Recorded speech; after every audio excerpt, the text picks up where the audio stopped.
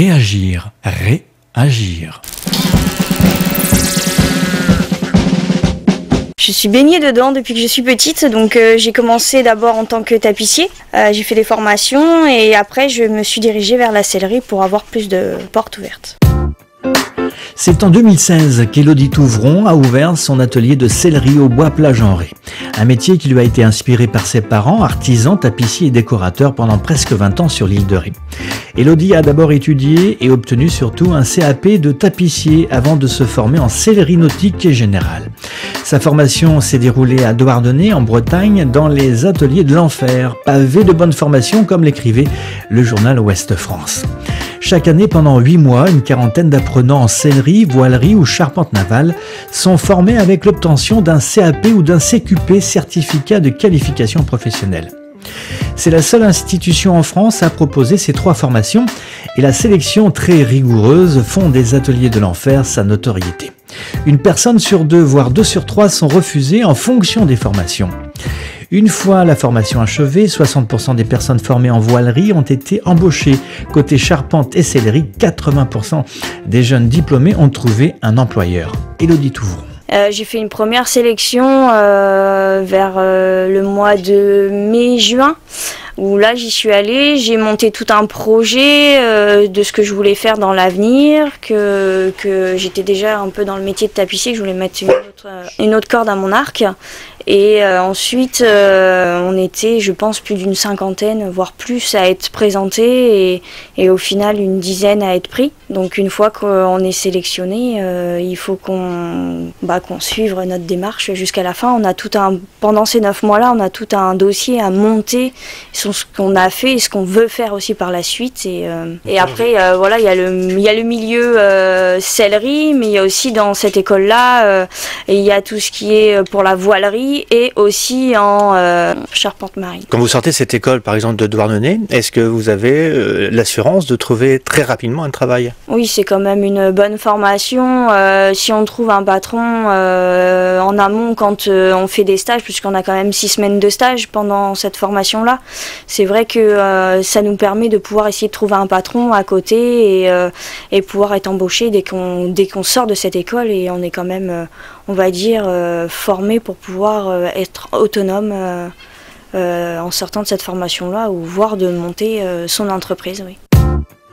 Monter sa propre entreprise, avoir la liberté d'action, répondre aux exigences des clients et parfois même relever des défis, voilà ce qu'a toujours voulu Élodie Touvron. Oui, pour moi c'était une chose logique de pouvoir monter son entreprise et qui ne tente rien à rien, hein. Donc après on dirige un peu ce qu'on veut et c'est intéressant, moi, c'est de toucher la clientèle, de faire de tout de A à Z, donc de faire des devis, factures, de pouvoir recevoir les clients, de choisir avec eux, de faire leur projet du début à la fin, que c'est vrai que dans une entreprise, on n'a pas forcément tous ces liens-là qui fait qu'on suit tout, quoi. On nous donne un chantier, on réalise le chantier, mais on n'a pas cette relation clientèle que moi j'aime avoir. Réagir, agir.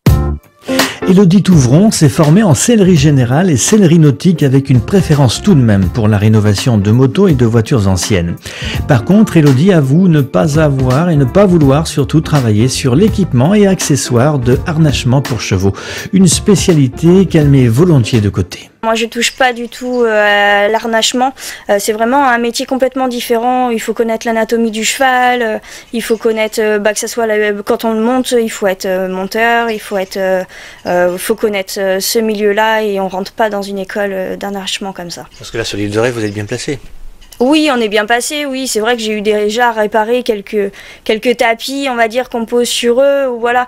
Mais je ne toucherai jamais au cheval, puisque si on fait une fausse manip ou le cuir qui n'est pas bien mis, ça peut, que ça soit pour le cavalier ou pour le cheval, ça peut engendrer beaucoup de choses, donc non. Élodie Touvron préfère donc travailler avec les chevaux lorsqu'ils sont enfermés sous les capots des véhicules anciens qu'elle bichonne, qu'elle rénove avec passion et précision. Comment est-ce que vous travaillez pour restituer exactement ce qui était à l'origine? Déjà en premier temps, on essaye de retrouver, quand le client veut vraiment que ce soit de l'origine, retrouver les tissus ou d'époque surtout, ce qui n'est pas forcément chose facile sur certains véhicules. Et une fois qu'on a tout l'ensemble de nos tissus et TEP, après on commence à démonter partie par partie dans la voiture et on démonte une voiture et on va la remonter à l'envers en fait, puisque les dernières parties qu'on a démontées, on va les remonter en première. Quand on refait une voiture complète, on va commencer à enlever les sièges, après on va commencer à enlever la console centrale, le tableau de bord. Donc du coup le levier de vitesse qui vient avec. Après il va y avoir les planches arrière, c'est des petites choses ça qu'on peut faire après, mais quand on remonte tout, oui, on commence par tableau de bord, console centrale, levier de vitesse, que ça peut être le frein à main. On va commencer après aussi les portières. Une fois qu'on a vraiment tout monté l'ensemble, des cars arrière ou des choses comme ça, après le dernier temps ça sera les sièges qui seront remontés. C'est sûr que s'il y a de la broderie ou des choses comme ça à faire, ça part en conception avant de finir toute la voiture. Donc il y a des choses que vous n'arrivez pas vous à restaurer en fait. Oui, tout ce qui est broderie, c'est vrai que je le fais faire sur La Rochelle quand on a des incrustations à faire, par exemple le levier de vitesse où il y a les insignes, les vitesses inscrites dessus, ça je l'avais fait faire. Réagir, réagir. L'un des points forts d'Élodie Touvron, hormis bien sûr la qualité de son travail, c'est d'être sur l'île de Ré, à porter des bateaux de plaisance, des motos haut de gamme, Harley Davidson pour ne pas les citer, et enfin des voitures de collection vintage, comme on dit, que l'on aperçoit sur le territoire été lorsque les beaux jours arrivent.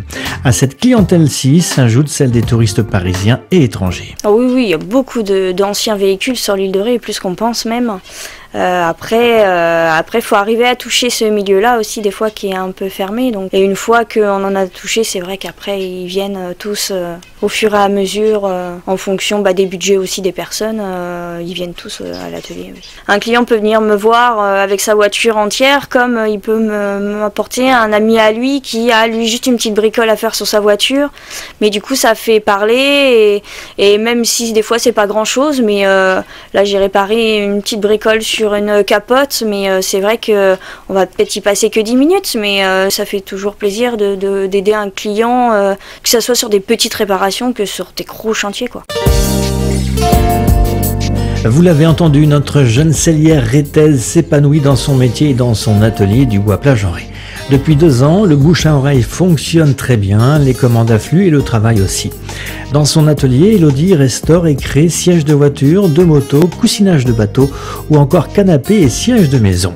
Élodie Touvron s'adapte aux demandes, aux exigences de sa clientèle, du bel ouvrage et un savoir-faire technique irréprochable. L'atelier d'Élodie se situe, je vous le rappelle, dans le centre du village du bois Plage-en-Ré. Merci à Élodie Touvron pour cette prêtée au jeu de l'interview. Je vous rappelle que vous pouvez réécouter ce reportage sur la page Facebook de Réagir Productions, en n'oubliant pas bien sûr d'appuyer sur le pouce bleu, celui qui monte, et si jamais l'envie vous prend de laisser un joli commentaire, n'hésitez pas. Ce reportage a été réalisé par Stéphane Nadous pour Réagir Productions et Radio Île de Ré.